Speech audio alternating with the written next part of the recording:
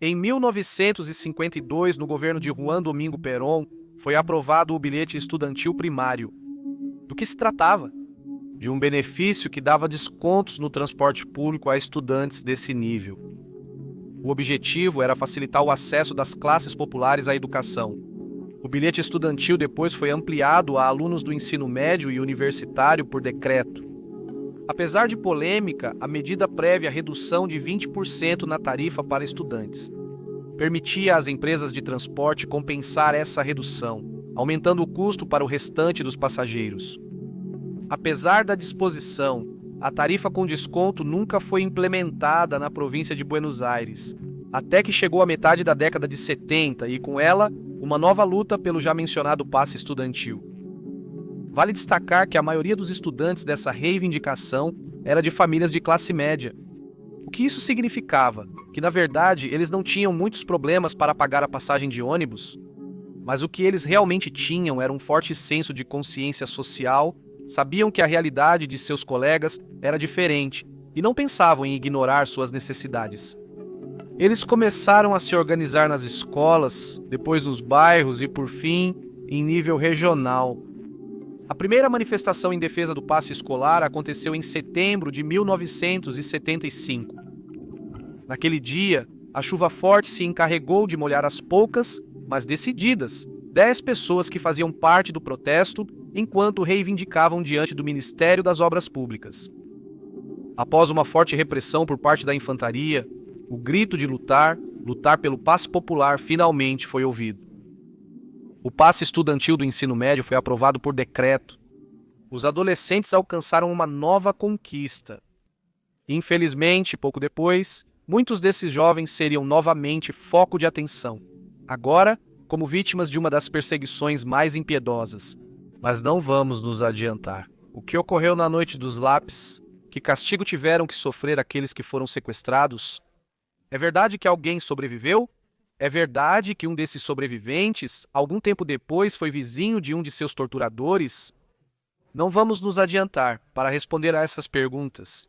Vamos voltar ao dia 16 de setembro de 1976, o dia em que ocorreu a Noite dos Lápis.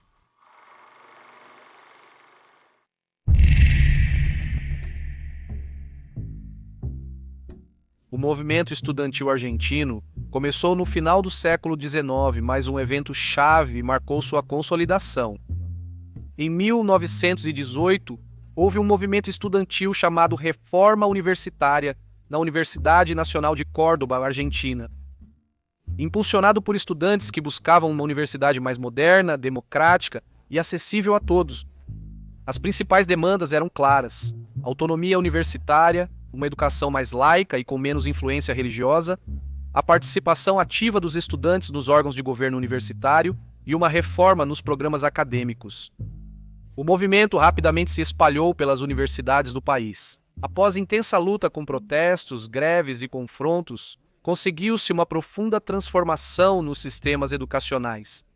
Com a aprovação de um decreto que atendia às reivindicações estudantis, isso criou bases para uma educação mais democrática, inclusiva e acessível. A partir desse momento, os alunos passaram a fazer parte ativa do governo universitário. Para 1975, um grupo de estudantes do ensino médio começou a se organizar para reivindicar o passe estudantil, conseguindo finalmente sua aprovação por meio de um decreto. No entanto, as comemorações foram rapidamente silenciadas. Logo, o admirável ativismo estudantil passaria a ser visto como ameaça e os direitos conquistados seriam questionados.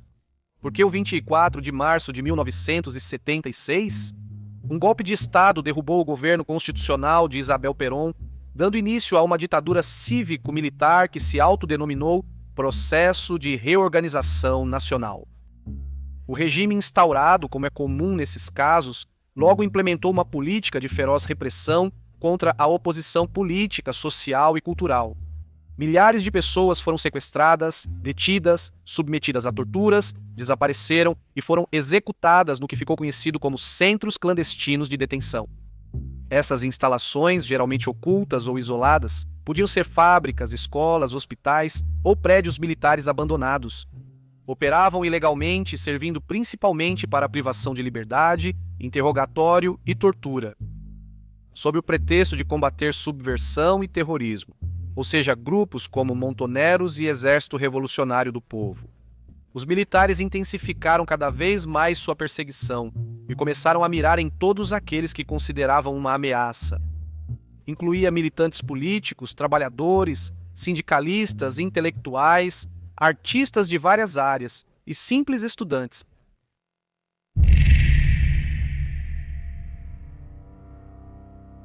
Nesse contexto de repressão e autoritarismo, as liberdades individuais logo foram anuladas e as violações dos direitos humanos se tornaram uma prática sistemática. É claro que a juventude, vista como uma ameaça por sua participação ativa em movimentos sociais e políticos, não ficou isenta dessa perseguição. No contexto da já mencionada ditadura, as autoridades militares nomearam o capitão Edmundo Zaide como interventor da Universidade de Buenos Aires, mais conhecida como Universidade de Buenos Aires. Zaide, ao assumir, fez uma declaração categórica. Sua gestão tinha como objetivo, segundo suas próprias palavras, reorganizar os claustros, eliminando os fatores ideológicos, e entre suas primeiras ações, determinou a demissão arbitrária de 30 professores das faculdades de Ciências Econômicas e Odontologia, assim como a demissão em massa de funcionários não docentes contratados. Também foram proibidas todas as atividades políticas e sindicais.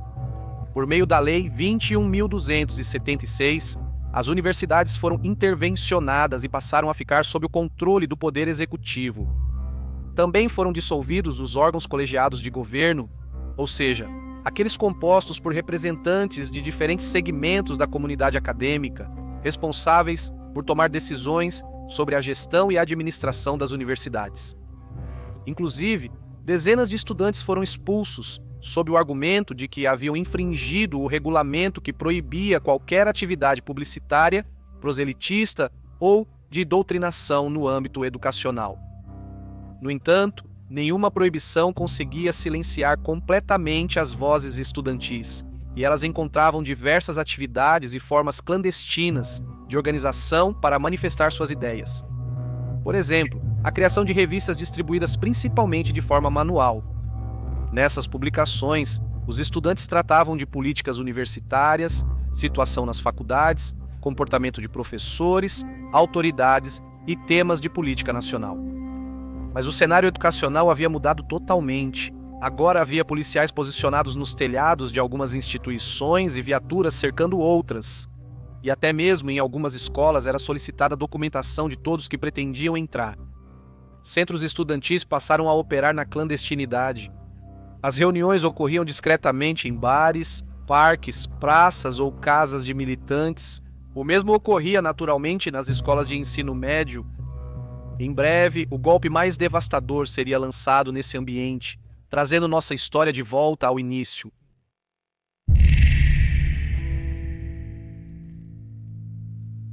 No mês de agosto, o decreto do passe estudantil do ensino médio foi anulado. Os estudantes, então, começaram a se organizar em suas escolas. Mas em 8 de setembro daquele ano começaria o verdadeiro terror. Gustavo Calotti, estudante do Colégio Nacional de La Plata, foi repentinamente sequestrado. 2 dias depois, Vitor Trivinho, aluno da Escola Média número 2, também seria levado com igual má sorte. No entanto, só 6 dias depois começaria a operação mais brutal e repressiva, o 16 de setembro.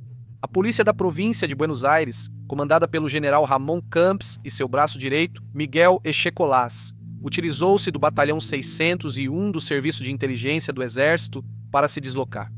Veículos Ford Falcon sem distintivos, cobertos com capuzes, os repressores invadiram várias casas durante a madrugada do 17 de setembro. Em quais casas? Nas casas de estudantes de 16 a 19 anos, em vários locais de La Plata. Todos eles são alunos de escolas secundárias, pertencentes à Universidade Nacional daquela cidade. A maioria integrava o grupo União dos Estudantes Secundaristas. Eles exigiam democratização do sistema educacional, liberdade de expressão e direito à participação política nas instituições escolares. Cláudio de Acha, Maria Clara Ciocchini, Maria Cláudia Falcone, Francisco Lopes Muntaner, Daniel Racero e Horácio Húngaro. Eles foram sequestrados nessa ocasião e inicialmente levados para a divisão de quatreirismo da polícia bonaerense, um centro clandestino de detenção conhecido como ARANA. De lá, foram levados para a divisão de investigação de Banfield, mais conhecida como o Poço de Banfield, tristemente reconhecida por sua extrema brutalidade. Em centros clandestinos de detenção que faziam parte do chamado Circuito Camps, os adolescentes foram submetidos a condições extremas de violência por meio de todo tipo de torturas físicas e psicológicas. E o pesadelo não terminava ali. No dia seguinte, Emile Semoler e Patrícia Miranda foram sequestradas e, 4 dias depois, em 21 de setembro, Pablo Dias sofreu o mesmo destino trágico. Um total de 10 estudantes foram arrancados de suas casas em um país mergulhado na ditadura e apenas alguns poucos sobreviveriam para contar.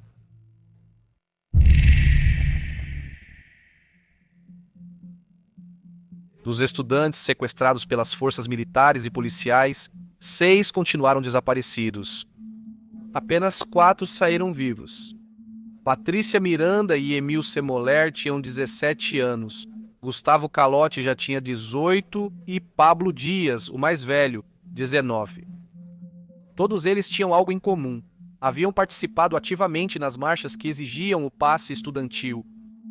E todos eles viveram depois para contar em primeira pessoa o horror desencadeado pelo Estado repressor.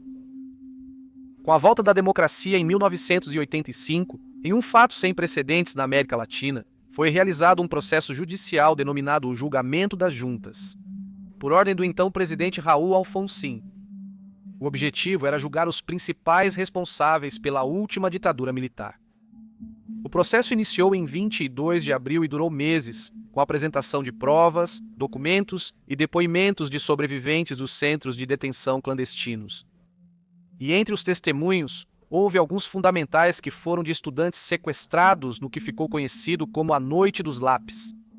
Estudantes como Pablo Dias, que se dedicaram a relatar em detalhes as torturas e humilhações às quais foram submetidos durante o cativeiro, e que contribuíram significativamente para a visibilidade do acontecimento.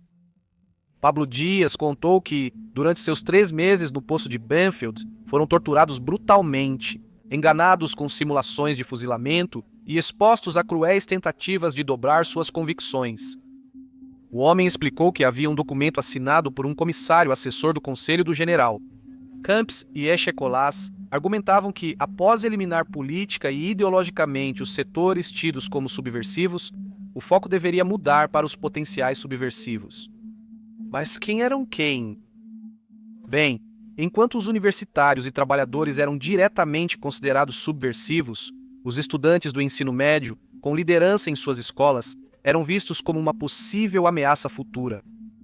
Entre todos os seus relatos comoventes durante o julgamento, Pablo também contou que chegou a conversar com uma de suas colegas, a já mencionada Maria Cláudia Falcone. Durante o sequestro, ele conseguiu animá-la, pedindo que ficasse calma e garantindo que seriam libertados, pois não eram guerrilheiros nem haviam colocado bombas. Apesar das promessas de Pablo, até hoje Falcone continua desaparecida. Em dezembro de 1985, 5 militares foram condenados e 4 absolvidos no julgamento. A sentença reconheceu o sistema repressivo ilegal das juntas e mandou investigar mais responsáveis. Entre 1986 e 1990, leis de impunidade suspenderam julgamentos e libertaram condenados. Só em 2003, após a anulação das leis, os processos foram reabertos e muitos repressores presos. Pablo ajudou a criar o roteiro que levou a história ao cinema.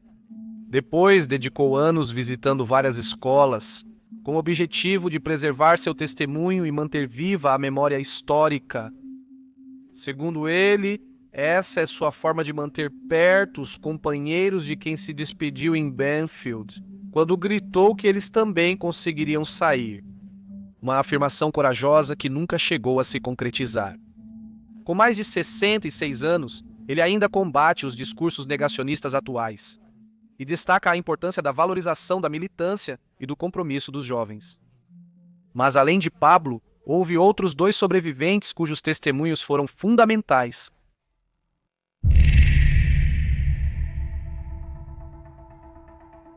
Gustavo Calotti, o primeiro aluno sequestrado. Ele enfatizou uma promessa pessoal, a de ter memória e lembrar de cada colega e de cada situação como uma dívida. E viveu o que provavelmente tenha sido uma das maiores ironias em relação a esse acontecimento, a de ter que ser. Algumas décadas depois, vizinho de um liberado, Miguel Echecolás, na cidade de Mar del Plata, enquanto este permanecia vivo e gozando dos benefícios da prisão domiciliar. Milce Moller, hoje professora e pesquisadora, relatou que, após o desaparecimento de duas colegas, seu pai quis que fugissem para outra cidade. Naquele momento, sua resposta foi clara: não posso deixar meus companheiros, nem a militância agora. Vamos pensar em outra coisa. Para Emilce, uma militante nunca abandonaria sua luta. Ela relatou que, durante o sequestro, sua baixa estatura fez com que fosse confundida com uma criança. Os militares quase levaram sua irmã, achando que estavam sendo enganados. Ela ficou meses detida no Poço de Arana e no Poço de Quilmes. Na delegacia de Valentim Alsina, foi submetida aos mesmos interrogatórios, espancamentos e torturas que os companheiros. Somente em 20 de abril de 1978.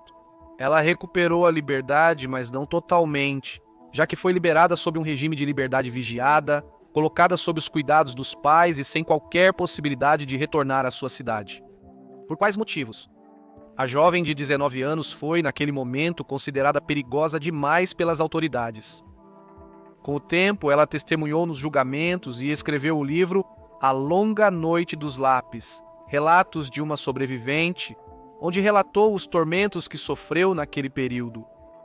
A mulher hoje se preocupa com as novas gerações e a influência do negacionismo da direita sobre elas.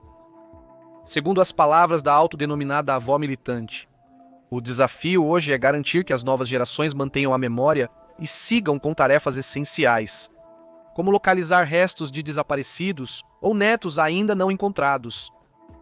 No ano de 2023, a Secretaria de Direitos Humanos da Nação concedeu reconhecimentos a Pablo Dias, Gustavo Calotti e Emilce Moller, em reconhecimento à sua dedicação pela memória e justiça dos companheiros desaparecidos.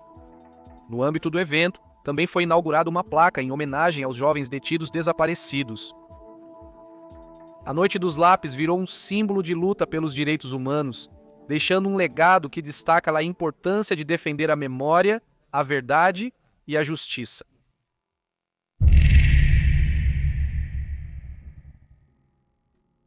Apesar da tragédia, a Noite dos Lápis tornou-se símbolo de resistência por educação e liberdade. Por isso, em sua homenagem, todo 16 de setembro é celebrado na Argentina como o Dia dos Direitos do Estudante Secundarista. A Lei nº 10.671 estabelece que a Direção-Geral de Cultura e Educação promoverá nas instituições de ensino atividades relacionadas à comemoração da data, como aulas sobre os acontecimentos daquele dia e a importância de reivindicar os valores democráticos. Essas atividades devem ser centradas em temas como democracia e direitos humanos. Além disso, inclui o dia 16 de setembro no calendário escolar de cada ano letivo e autoriza os grêmios estudantis a organizar atividades culturais e esportivas nesse contexto. Atualmente, a já mencionada União dos Estudantes Secundaristas, da qual faziam parte a maioria dos alunos sequestrados, continua atuando na cidade de La Plata como uma coordenadora de grêmios estudantis. E é um dos principais espaços de encontro onde os jovens da cidade se reúnem para debater e desenvolver políticas em defesa da educação pública. Além disso, em todos os aniversários do trágico acontecimento, a organização convoca uma mobilização multitudinária. O terrorismo de Estado na ditadura se expressou principalmente por perseguições, assassinatos e desaparecimentos forçados. De acordo com o relatório da Comissão Nacional sobre o Desaparecimento de Pessoas, mais conhecida como Comissão Nacional sobre o Desaparecimento de Pessoas, os militantes sindicais foram o grupo mais afetado e desaparecido. Em segundo lugar, com 21% das vítimas estão os estudantes, não só do ensino médio. No processo de reorganização nacional, buscou-se um modelo universitário antirreformista e excludente, eliminando a autonomia e cogoverno das universidades. Também criaram cotas e taxas para regular o acesso. Ditadores usaram o terror para tentar eliminar qualquer vestígio de juventude, que os questionava, desafiava e começava a se organizar. A Noite dos Lápis marcou a história argentina como um dos períodos mais sombrios da ditadura cívico-militar. Hoje, quase 5 décadas depois, os jovens estudantes desaparecidos resistem na memória coletiva e ecoam em cada luta, em cada reivindicação por justiça e em cada sala de aula, onde a educação continua sendo um direito inegociável. Porque, apesar das tentativas persistentes de reprimi-los e submetê-los, os lápis continuam e sempre continuarão escrevendo.